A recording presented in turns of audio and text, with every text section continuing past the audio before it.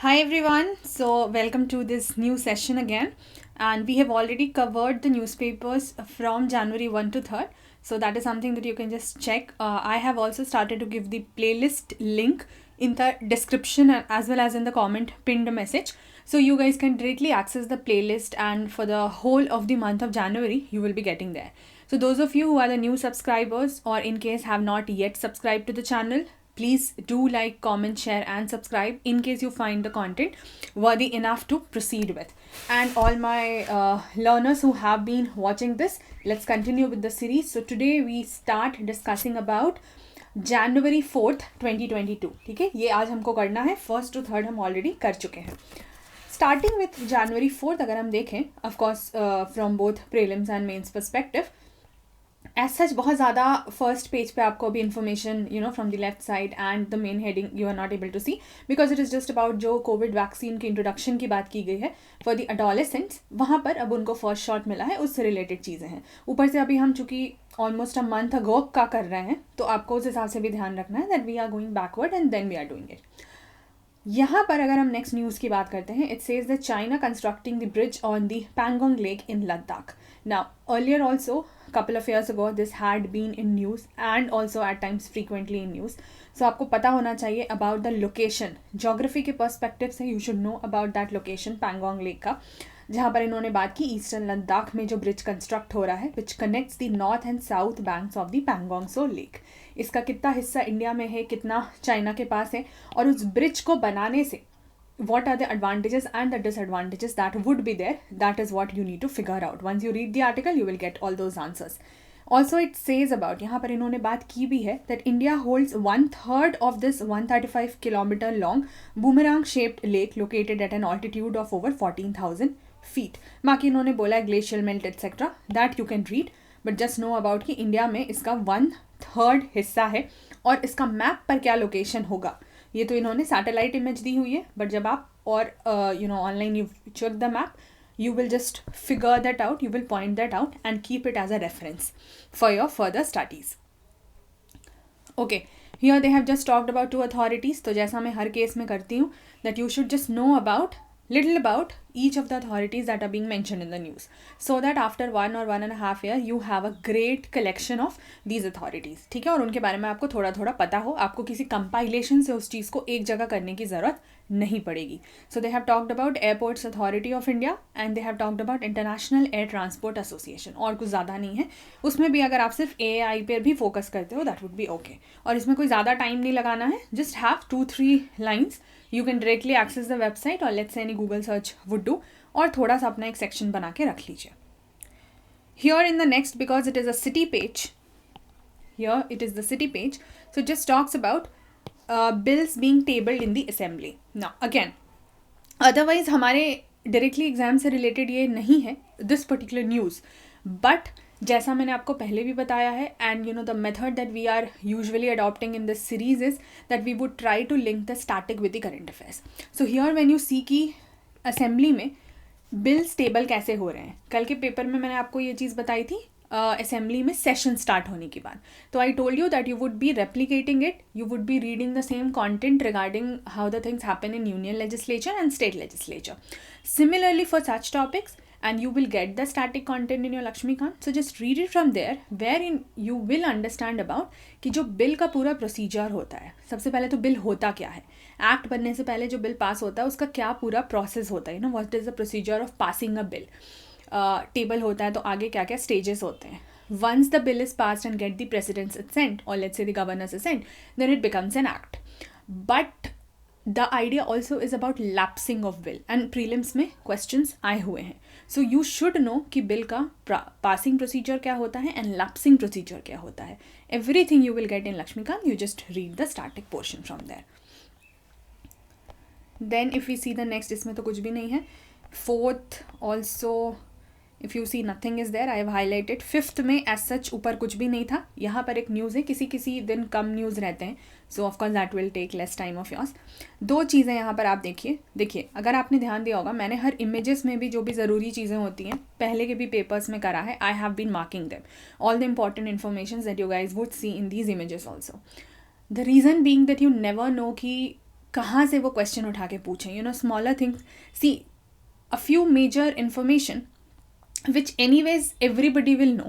If you are also knowing this, that you are not doing something great or something different or something extraordinary, but if you are doing things that probably others are overlooking, that is where you are standing, you know, different from the crowd, and that is what matters also. So therefore you need to focus on those smaller details also which others might have overlooked. For example, here they talk about that workers are busy in a Bengal gram field on the outskirts of Hyderabad. So the Telangana government is encouraging the farmers to cultivate pulses on about 10 lakh acres in the Rabi season. तो अब यहाँ से कुछ geography and agriculture, you know, the agricultural aspect from economy, and that includes a part of your economic geography, will come into picture. Crop से related information आपको already करना है, आपके GS3 में है एंड GS1 जोग्राफी में. So you talk about let's से pulses, तो आपको सारे क्रॉप्स का जो है ना डिटेल्स पता होना चाहिए. फॉर एग्जांपल टेम्परेचर रिक्वायरमेंट, आपका प्रेसिपिटेशन रिक्वायरमेंट, ठीक है, किस तरीके के वेदर में ग्रो करना सही होता है, टाइम कैसा लगता है, कुछ इंपॉर्टेंट क्रॉप्स का आपको पता होना चाहिए. Some cropping patterns is what is given in your syllabus that you are suppose to be aware about. So here when they tell you कि पल्सेस जो है वो राबी सीज़न, तो अब जब आप करेंगे सीज़न को लेके, तो राबी क्या है, खारिफ क्या है, ज़ायद सीज़न क्या है, ये सब आप लोग पढ़ेंगे and then you will get the information on that. तो इसी तरीके से आप अपना पॉइंटर्स बना के रख सकते हैं कि this is the static that I have to cover, ठीक है, as an alternative crop to paddy. तो क्यों ये रीज़न हुआ? Because food corporation of India has decided not to procure the parboiled rice from the state. तो अब ये issue क्या था, अभी आपको देख के समझ आ जाएगा कि कुछ तो मेजर इशू हो रहा है जिसके वजह से ऐसा इनको करना पड़ रहा है. But once you just see the image you will see कि अच्छा लोग तो बस कुछ ट्रांसप्लांट कर रहे हैं, आप शायद डिटेल में देखने भी ना जाओ. So this is how when you now see कि कुछ तो इशू है, कुछ तो यहाँ पर है that they are talking about. Now you in the hindsight focus on the details of that. ठीक है, अब आप वहाँ जाके उस डिटेल को फोकस करिए, उस चीज़ की इन्फॉर्मेशन निकालिए, बैकग्राउंड में जाने की कोशिश करिए कि क्या रहा था.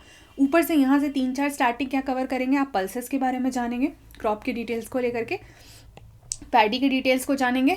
You will also read about different cropping seasons, so you will focus on rabi, kharif etcetera, what are the crops that are grown, months क्या क्या होते हैं, रिक्वायरमेंट्स क्या होती है etcetera. And then Food corporation of India as an agency, किस तरह की एजेंसी है, क्या काम करती है, ये सारा आप देखेंगे. और फिर जो ओवरऑल इशू रहेगा, तो अभी तक जितना कुछ मैंने बोला वो सब प्रीलिम्स के लिए हो जाएगा, and when you will do the issue that will be useful for your mains. यहाँ पर if you see it here they have talked about West Bengal state election commission. You don't have to focus on particular state का election commission, just know about the different state election commissions in general.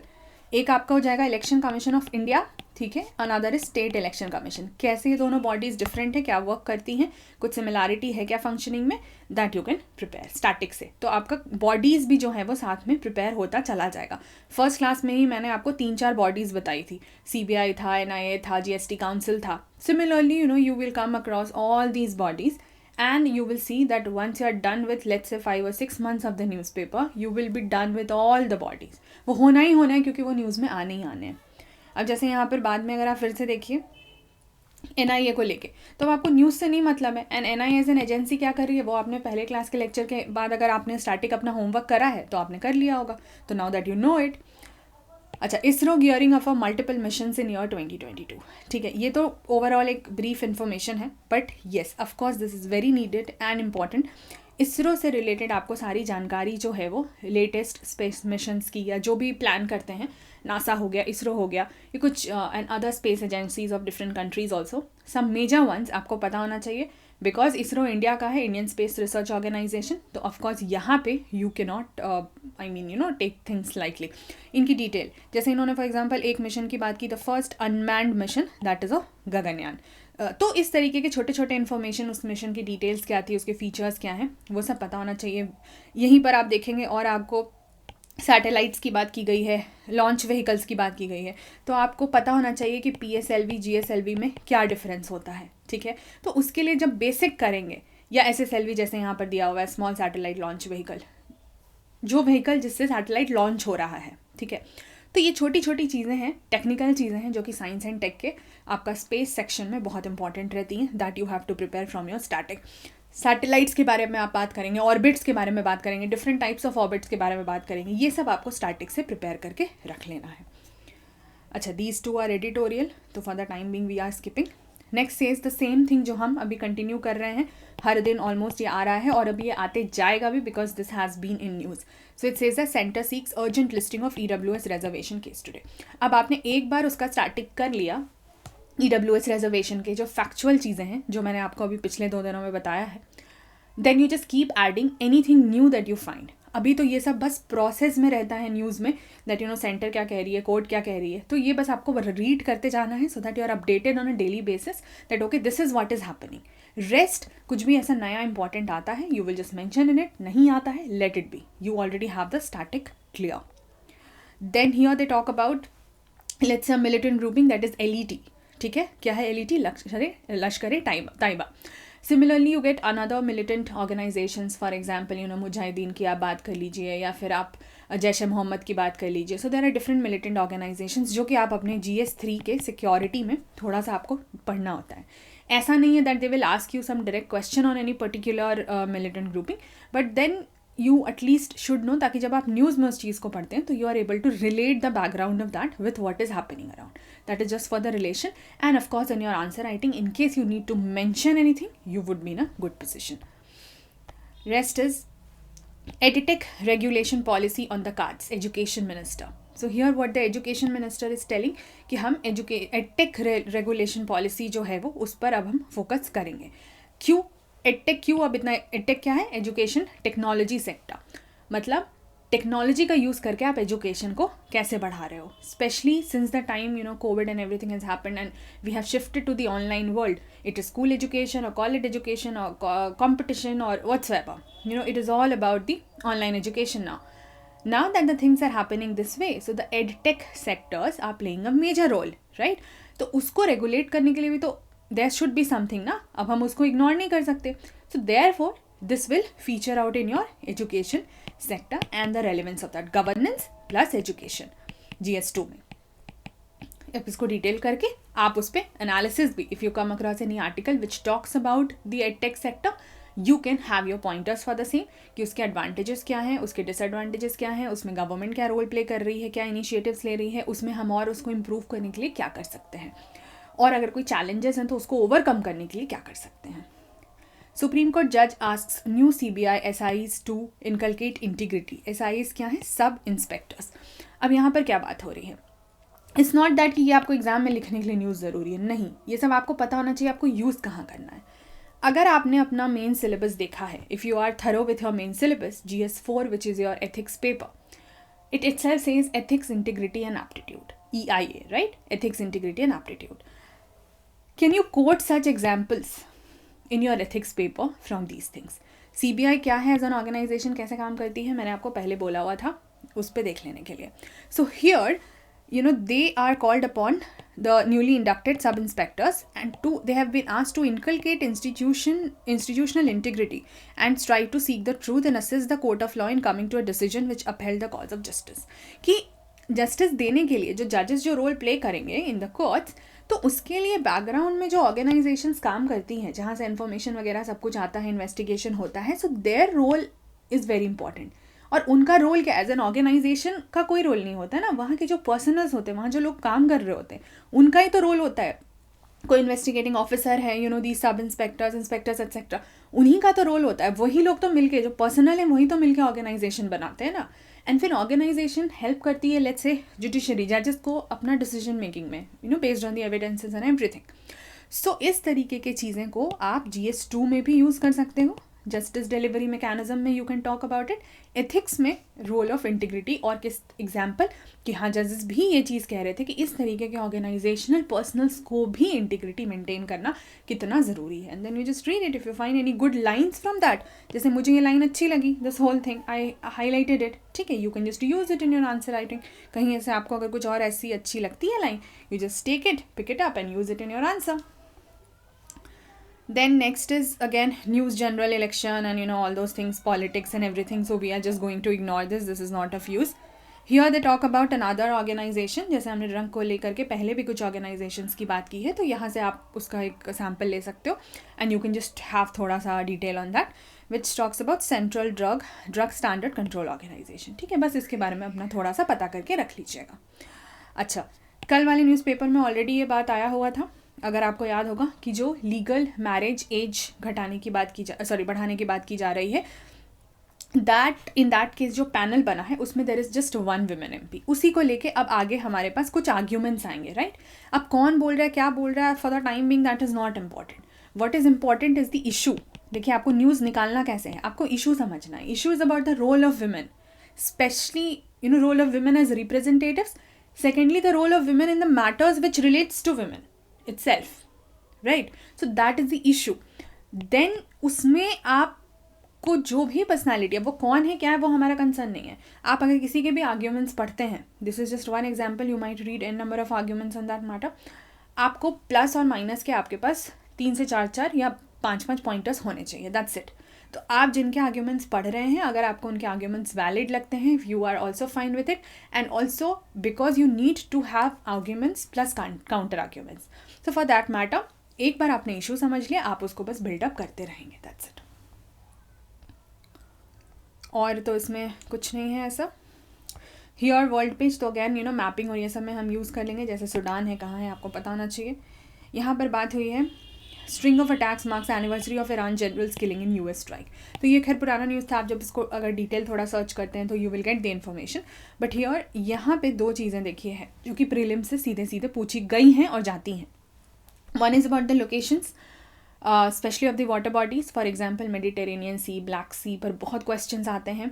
Now they can ask you the question on other seas also, there is no doubt about it.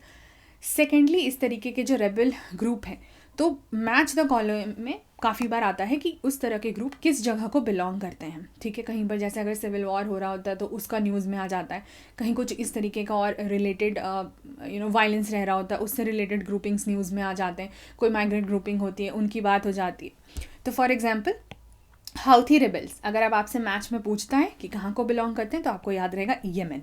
अब Yemen कहाँ है वो आप locate करेंगे map में। ठीक है, आप खोजेंगे, आप लोकेट करेंगे। जब आप येमेन लोकेट कर लेंगे तो आप उसके आसपास के रीजन्स देखेंगे, लैंड वाटर कुछ है भी कि नहीं है वो चेक करेंगे। फिर आप similarly you will go for the location of red sea. इसी बहाने आप बाकी और भी न्यूज़ देखेंगे। For example, if you come across, जैसे अब US का लोकेशन तो आई थिंक सबको पता होगा, आप ईरान देख लेंगे, कहीं पर आपको और आगे दूसरी कंट्रीज़ का नाम आएगा, इराक आ गया, वो देख लेंगे। ओवरऑल न्यूज़ तो जो है वो पता होना ही चाहिए, दैट इज़ ओके। यहाँ पर एक टर्म आया वेस्ट एशिया। एशिया में भी you will come across West Asia, South Asia, South East Asia, North Asia, East Asia, Central Asia. तो आपको ये सब पता होना चाहिए। There are these things in the mapping part that you need to know and be aware about, कि क्या है, कहाँ से कैसे करना है। तो इसीलिए मैपिंग के लिए ज्योग्राफी रिलेटेड IR और ज्योग्राफी साथ ही चलती है, मैपिंग साथ ही चलती है। Don't do it wait for the last day and just atlas पलट के आप सोचो कि एक ही बार में आप सब कर लो, वैसा नहीं हो जाएगा। चलिए, I think okay, this is a very important news and good news. World powers vow to stop the spread of nuclear weapons. So the whole issue, when you will read it and you will come across, then you are coming across 2 important terms here. One is UNSC, UN Security Council, UN की एक agency है, उसके बारे में आप जब overall UN पढ़ेंगे तो उसी में आप उनके प्रिंसिपल ऑर्गन्स पढ़ेंगे, जिसमें UNSC will be one of that. उसी से रिलेटेड जब आप न्यूक्लियर इशूज़ को लेके बात करते हो, वेपन्स को लेके बात करते हो, you come across this non proliferation of nuclear weapons, that is NPT treaty. ठीक है, non proliferation treaty related to the nuclear weapons. तो ये क्या था, जैसे इन्होंने क्या बोला, 1970 में आया। तो ये क्या है, कुछ कंट्रीज़, कुछ स्पेसिफिक कंट्रीज़ हैं जिनसे ये रिलेटेड है क्या, बाकी कंट्रीज़ रिलेटेड नहीं है क्या। फॉर एग्जाम्पल, यहाँ पर आपने देखा 5 कंट्रीज़ जो हैं वो इशू कर रही हैं। तो you should be curious enough to know that why these 5 countries only and why not other countries? Is there something which is only related to these countries only?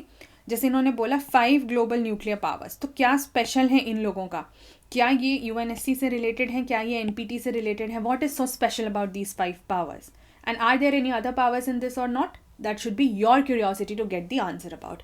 Then जब आप और थोड़ा पढ़ रहे हैं तो यहाँ पे you will talk about let's से रशिया एंड यूनाइटेड स्टेट्स, चलिए तो हो गया।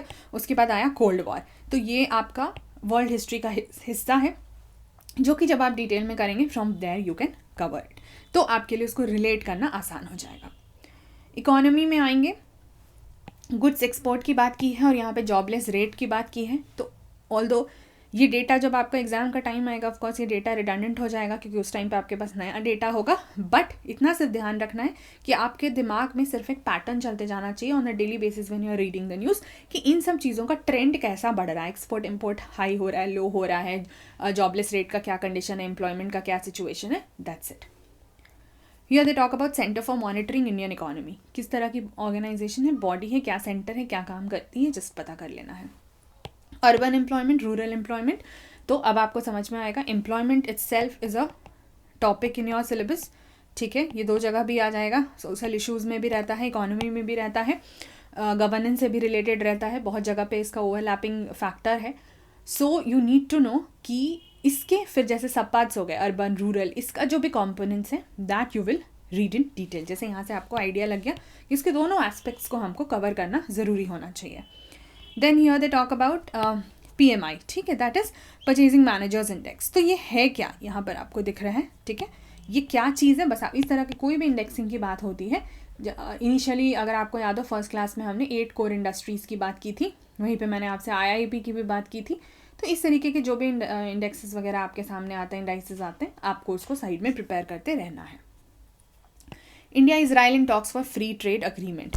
फ्री ट्रेड अग्रीमेंट होता क्या है, इकोनॉमी के बेसिस में जब आप पढ़ेंगे आपको समझ में आ जाएगा। And then here again between 2 countries, तो बाइलैटरल रिलेशंस, चूँकि ये ट्रेड से रिलेटेड है इसलिए इकोनॉमी में है, और यहाँ बाइलैटरल 2 का देखेंगे हम तो IR में आ जाएगा। तो आप दोनों अकॉर्डिंगली प्रिपेयर कर सकते हैं। कॉम्पिटिशन कमीशन ऑफ इंडिया, हम पहले भी इस बॉडी पे बात कर चुके हैं, पहले न्यूज़ में आया हुआ है। तो अगर आपके पास एक बार डिटेल है तो बस फ्रीक्वेंट आपको सिर्फ इससे रिलेटेड चीज़ें पढ़नी है, बाकी तो can be ignored. India wants WTO meet on COVID package. WTO as an organization, that is the World Trade Organization. आपको इसके बारे में पता होना चाहिए, आपको सारे इंपॉर्टेंट इंटरनेशनल ऑर्गेनाइजेशंस पता करना है, उसमें तो कोई दो राय ही नहीं है। अब यहाँ पर इंडिया क्या चाहता है वो आपको देखना है, जो आप पढ़ेंगे आपको मिलेगा।